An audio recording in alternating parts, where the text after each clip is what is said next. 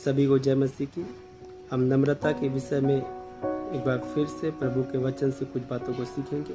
हमने पिछले वीडियो में देखा था कि इजरायली लोग जब मिस्र से निकाले गए तो उनको कनान देश पहुंचने में 40 वर्ष लग गए, क्योंकि वो नम्रता में नहीं चले और अपने मन को कठोर बनाए रखा। क्योंकि वचन में आया, जब हम नीति वचन उसका 15 उसका 33 में जब हम पढ़ते हैं नम्रता के विषय में, तो हम जब देखते हैं वहाँ लिखा है कि यहोवा के भय मानने से शिक्षा प्राप्त होती है और महिमा से पहले नम्रता आती है। तो मेरे प्रियो, हम चाहते हैं कि एक महिमामय जीवन जीना।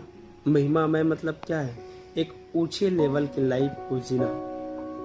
अगर हम चाहते हैं कि स्टैंडर्ड का लाइफ जिए, महिमामय जीवन जिए, तो हमें नम्र बनना होगा। क्योंकि हम जब पढ़ते हैं तो पवित्र आत्मा के 9 फलों में से एक फल नम्रता भी आता है, और इसी नम्रता के विषय में वचन कहता, महिमा आने से पहले क्या होता है? नम्रता आती है। तो हम नम्र बने, क्योंकि यीशु मसीह भी नम्र थे और इसलिए उन्होंने आप कहा कि मुझसे सीखो कि कैसे मैं मन में दीन और नम्र हूँ। हालेलुया।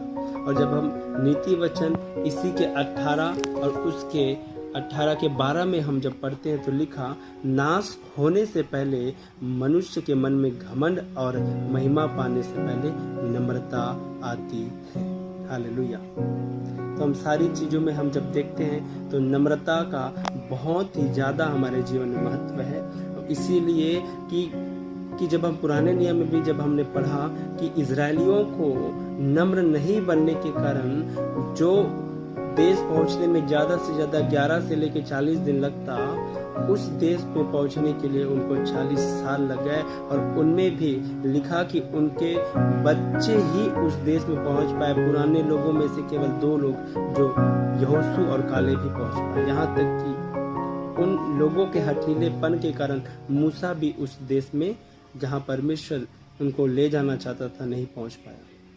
तो मेरे प्रियो, इसीलिए हमको चाहिए कि हम नम्र बने, क्योंकि हम अगर चाहते कि स्टैंडर्ड लाइफ जिए, महिमामय जीवन हम जिए, हम महिमा पाए, तो हमको चाहिए कि हम नम्र बने, क्योंकि इसी के द्वारा ही हम महिमामय जीवन जी सकते हैं। हालेलुया।